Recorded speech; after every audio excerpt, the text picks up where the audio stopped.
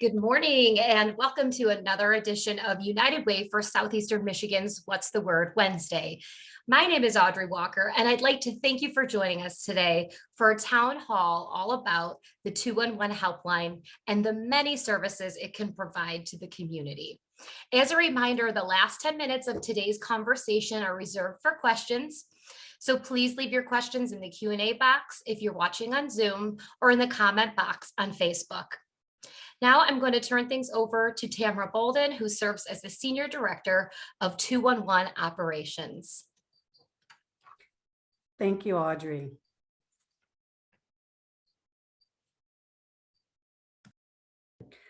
It is my pleasure to be with you today to talk about National 211 Day. Well, first of all, February is designated as 211 Awareness Month, and February 11th, 2022 is National 211 Day. So we're so excited as we're celebrating. United Way for Southeastern Michigan 211 Helpline is celebrating 17 years of impacting those in need across the 6 counties. The resource and information referral system has been and continues to be an integral part of helping those in need in Southeastern Michigan. The service offers resources, hope, and help to millions of people in our region. The goal is to share this resource with as many people across the communities as possible. So please share what you've learned here today.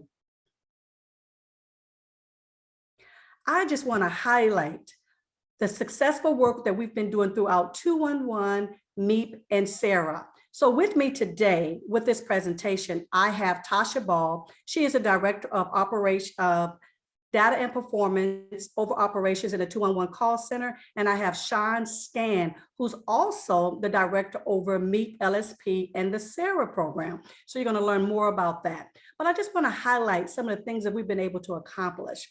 We've had over 270,000 referrals in 2021 alone, responded to 15 disasters and emergency-related events since 2017. We are on the front line, including flooding and COVID-19. We served as a huge partner in helping with the pandemic. We support Michigan Veterans Affairs Agency after hours. We host the state hotline for WIC and maternal child health services. And we offer the largest source of free tax preparation referrals. We have completed over 8,000 MEEP enrollments. That means that we've helped over 8,000 people keep their utilities on, and we're so proud of that. And over 5,000 Sarah applications. Sarah is the application process to keep people, from being evicted. So during the pandemic, many people could have been evicted, but United Way, through our programs, we have supported Macomb County and extended our services too, and you're going to learn more about that as well today. So we're just so excited to be able to share with you the good work that we're doing as we continue to serve on the front lines with this pandemic and with people in need of crisis. Now I'm going to turn it over to Tasha Ball, and she's going to tell you a little bit about who we are in our operations of 211. Good morning, and thank you so much for being with us today. So I'm just going to talk about what 211 is, what our contact center is, a little bit about our resources, and things of that nature. So I'm going to go ahead and get started. 211 is a free and confidential referral service throughout US and parts of Canada. So we frequently call it IRR. IRR is the art and science of bringing people and services together. Oftentimes people do not know where to go when they're in need. So we have a saying like 911, 211 is for those with people that's in crisis. We have a database that has descriptions of the services and that we provide throughout the community for health, human service, and governmental needs. We have our community care advocates. They are trained individuals that find services and resources for those who call locally, because oftentimes when people are in crisis, they don't know where to go. They don't know what to do. So we are a part of a statewide collaboration. We are one of 7, and out of this 7, we house the largest United Way, the largest 211. And we're funded by the Michigan Association of United Ways in the state of Michigan, of course, through a collaboration. Here in Southeastern Michigan, we service Lapeer, Macomb, Monroe, Oakland, Washtenaw, and Wayne counties. So we have 6 counties, but the biggest population throughout. To reach us, you just simply dial 211. It's legally designated by the Michigan Public Service Commission. And we know that some cell phone services providers don't let you call 211, dial that digit. So we do have a 10-digit dialing code, which is 800-552-1183 for those who say, oh, my phone won't allow me to dial 211. So we have ways that you can get through to us as well. We have supported disasters throughout the state. We share infrastructure best throughout Michigan. We are governed by the Alliance for Information and Referral, which we call AIRS. Our staff are formally trained to be INR specialists.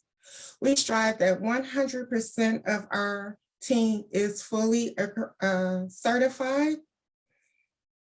And we have follow-up protocols in place to ensure that you are actually getting the services you need. And then finally, we couldn't be this without our resource department. Our resource department here at United Way has over 1,500 agencies. We have 8,500 over programs throughout with 2,600 sites.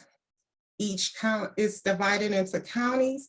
Each counties get their own resource specialists that can help them assist throughout. It's like their liaison if they have questions, problems, need information about the organization updated, they have that specialist to reach out to them. And our specialists ensure that our data is accurate and correct. So without our resource team, we at the 211 call center wouldn't be able to do it. They're out in the community. They're doing listservs, they're doing database training and things like that. So if your agency is not in our organization and you would like to join or get more information, fees, child care, utility assistance, or tax grants, please consider joining our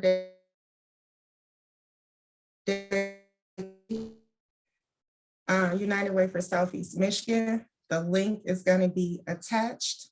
And now I'm going to turn it over to Sean. Thank you, Tasha. Good morning, everybody. Really excited to share information about the MEEP and SARA program, as we call them. The MEEP program, it stands for the Michigan Energy Assistance Program. And this is a program designed to assist people who are falling behind on their utilities, having a hard time paying their bill from month to month, and really providing that direct financial assistance to make sure that people's lights can stay on, that their heat can stay on, especially through these colder months. So we do this through partnerships with the utility companies, the Michigan Public Service Commission, the Department of Health and Human Services, and really other agencies as well. But we are able to assist people with state emergency relief applications. And if you need assistance with filling out one of those applications, at the end of this presentation, I'll have a number for you that you can call. We provide access to services in an online application that is easy to navigate. It provides clear instruction, so you can actually apply online for utility assistance and getting assistance with your utility bills. And we provide direct financial assistance to eligible households. So people who are eligible and they are approved for the program, we actually provide direct financial assistance to your utility accounts. To make it more affordable over time, or to pay off your past due balance over time as well. And we also have a success coaching program that we provide access to, that people, if you're enrolled into the MEEP program, that you can, also, get some additional resources and help through that success planning program. So United Way for Southeastern Michigan, we are also really, excited to share this information. We also help families apply for the SARA program, which is the COVID Emergency Rental Assistance Program. And this program is designed to help people who are having trouble paying their rent with direct financial assistance to avoid eviction. We've seen a lot of people come through this program. As Tamara brought up at the beginning of this presentation, we've had over 5,000 applications that we've processed here at United Way. That number continues to increase as we continue to build up our partnerships. And right now we're helping to assist in Macomb County, but we are building a partnership in Wayne County as well to assist there. So we have active partnerships, with both Macomb County and Wayne County, and we help with processing applications to ensure that people are getting that help that they need with their rental assistance. So I really want to talk about also how to apply for these programs, right? So if you need help, or if you know somebody who needs help with utility assistance or with their rental assistance, you can, for utility assistance, you can start your state emergency relief application by visiting the link right there, which is for My Bridges, which is through the state. If you need help at any point with any of these applications, you can call that 844-211-4994 number on the third bullet there. But if you want to, also fill out an application for MEEP assistance, maybe you already applied for state emergency relief, you can go to unitedwaysem.org/utility assistance, the second bullet there. To apply for SARA assistance for the COVID Emergency Rental Assistance Program, I really want to stress there's still SARA funding available. And if you are interested or know somebody who's interested in applying, you should really call 211 first and they'll route you in the right direction. But there is an online application in the second bullet there. So visit saraapp.michigan.gov and you can start your application for rental assistance. Or if you know somebody who might need that assistance, please share this information with them. It's just, really critical that, everybody's getting this information who needs it. And I think that's everything from me. All right. Well, thank you, Tasha and Sean, so much for sharing this great information about 211 and the MEEP program and Sarah.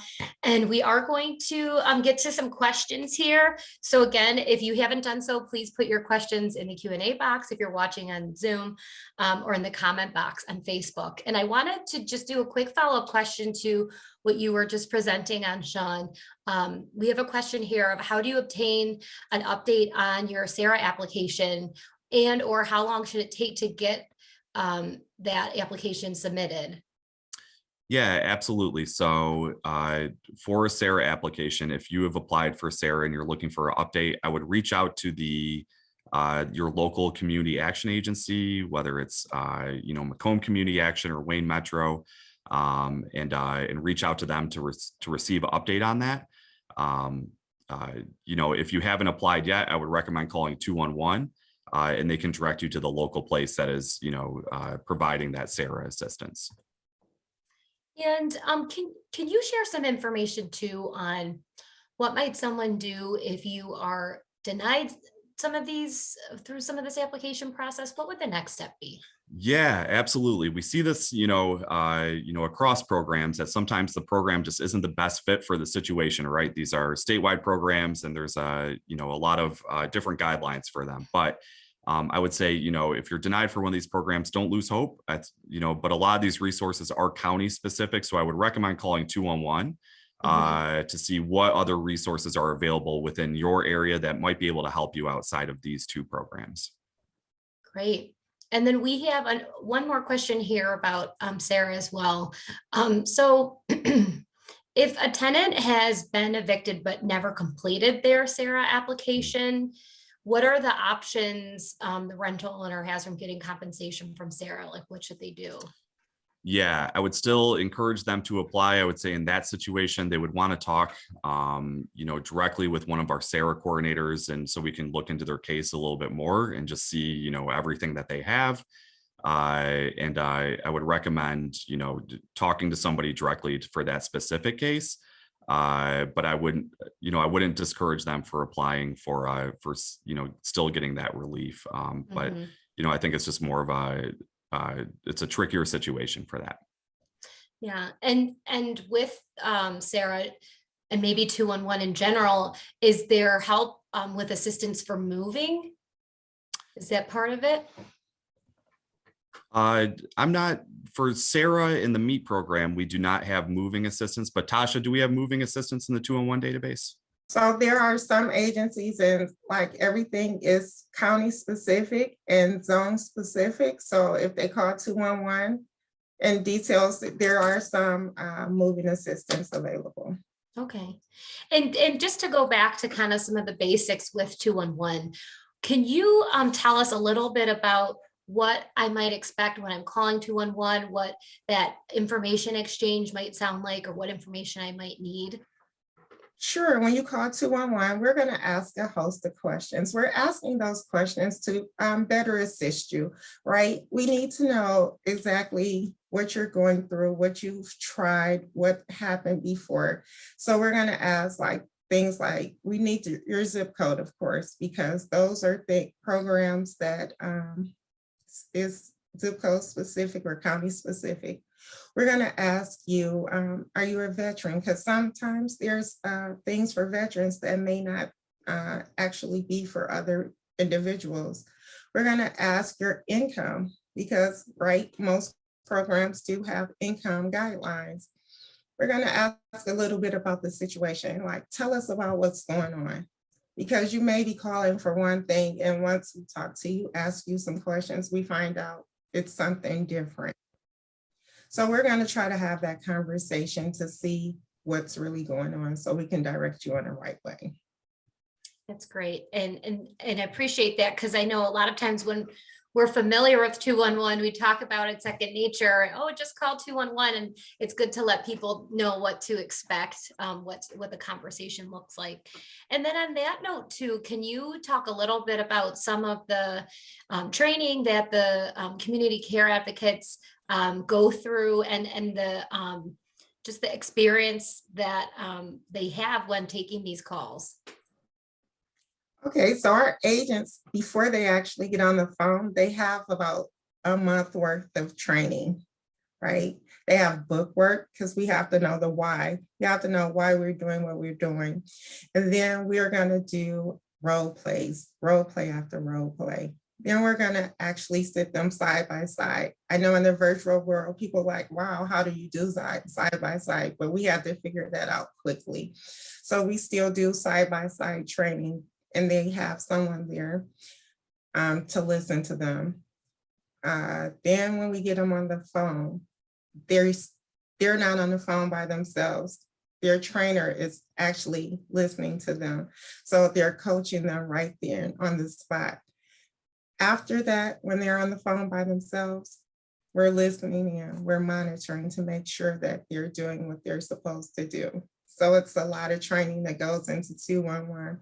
We don't just say, hey, and even before they get the job, right? So everyone why does it have to be so many interviews for 211? We want to make sure that we have the right person on the phone, right? We want to make sure that that person that you get is going to give you hope, is going to be empathetic, and that's there for you. Because if you're in crisis, you don't need any negativity. So. And also I wanted to add, Tasha, that they will be studying to take the assessment to be AIR certified as well, right? Right, they do. So And then, and that certification for the database, is that right? it's to be on an advocate on the phone as well as the database. So each one of them are AIR certified.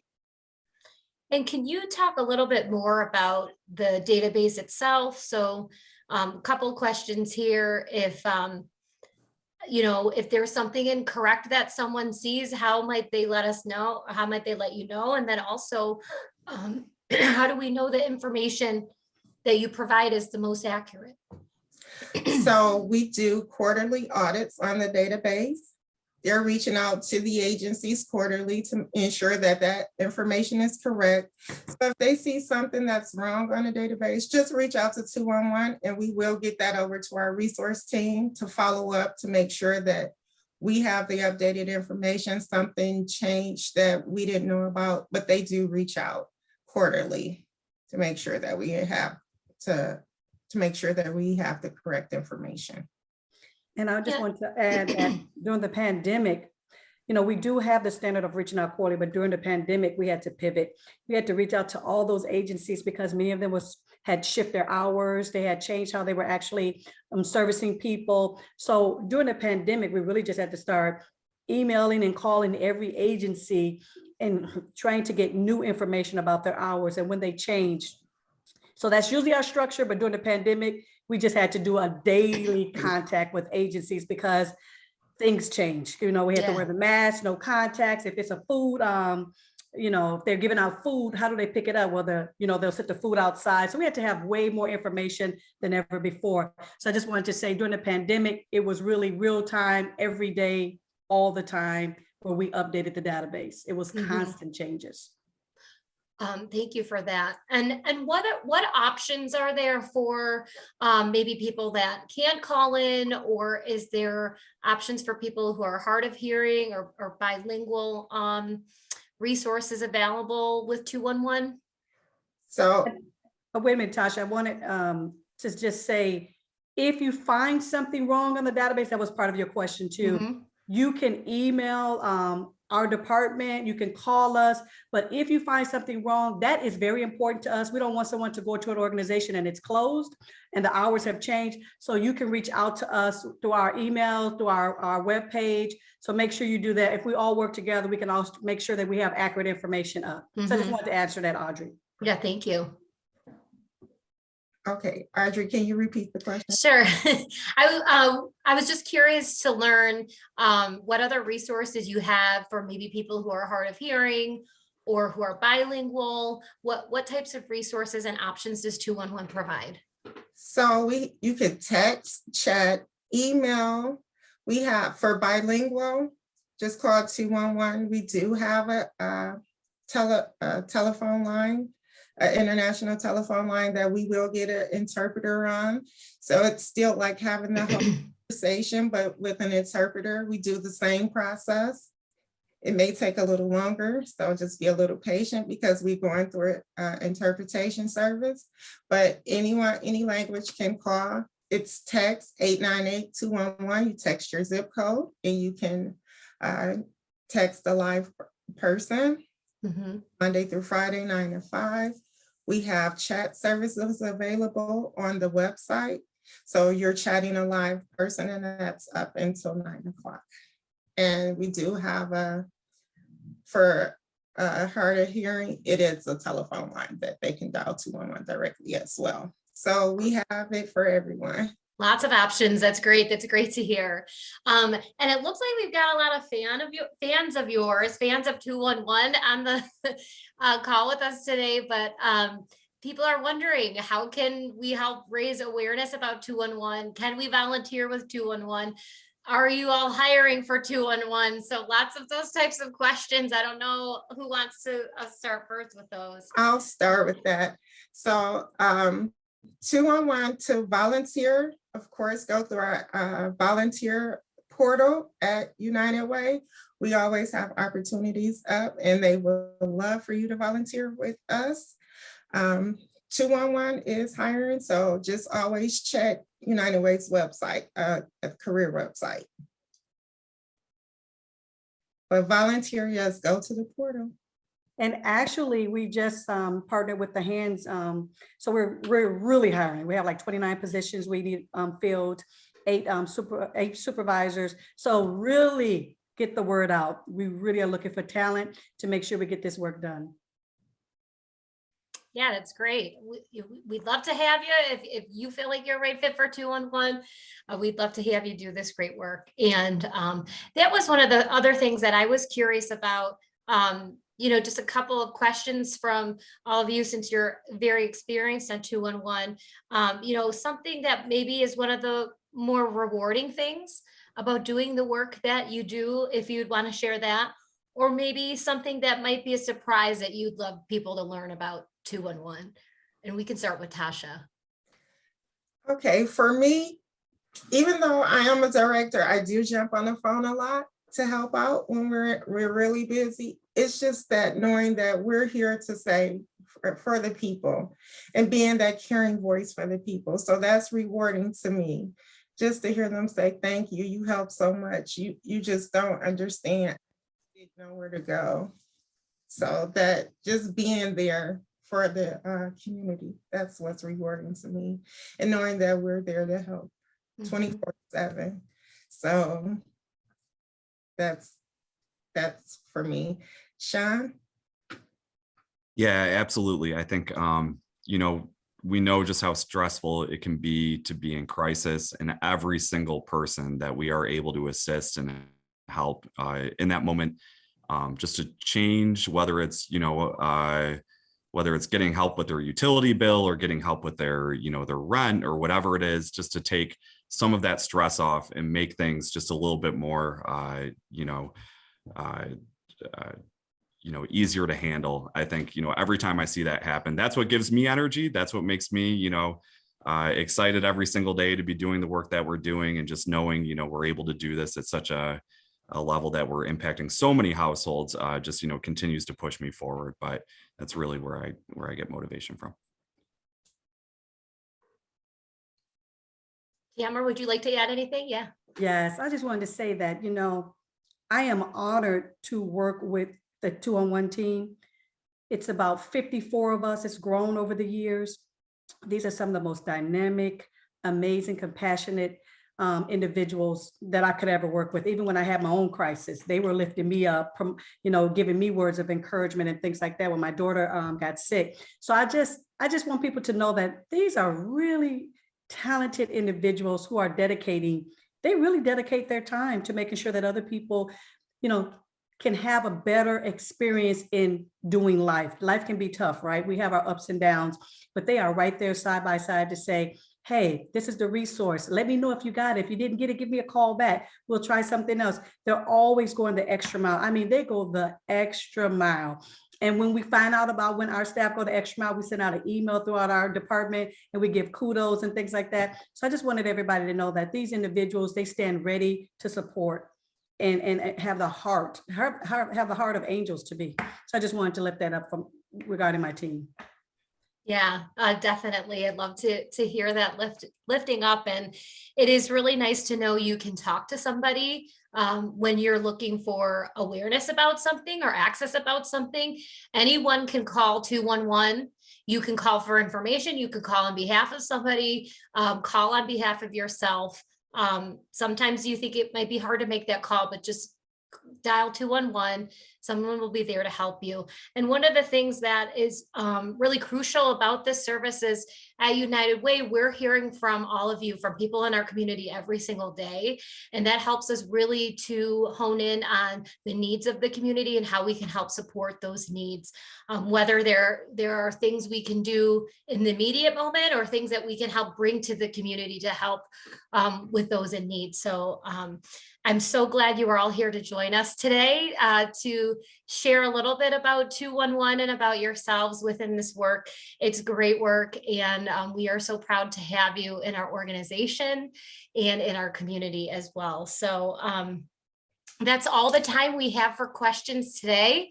I encourage you to check out further as we've been talking throughout the call today. Our 211 helpline remains available 24 hours a day, 7 days a week. We maintain that running list of available services right here in our community and can connect you to the support you need. You can also look up resources in your area by using our 211 database at unitedwaysem.org/211. This also includes mental health resources. So please don't hesitate to call or use the website if you or someone you know is in need. And we'd like to invite you to come back to our next town hall. So our next town hall will take place on Wednesday, February 16th, and it will be all about the Volunteer Income Tax Assistance Program, also known as VITA. This program helps individuals complete and file their tax returns for free. So I know you're going to want to tune in for that. To see any previous town halls and more upcoming topics, please visit unitedwaysem.org/virtual town halls. And the website is also included in the chat box. Thanks again, everyone, for joining us, and we hope you stay safe and continue to live united.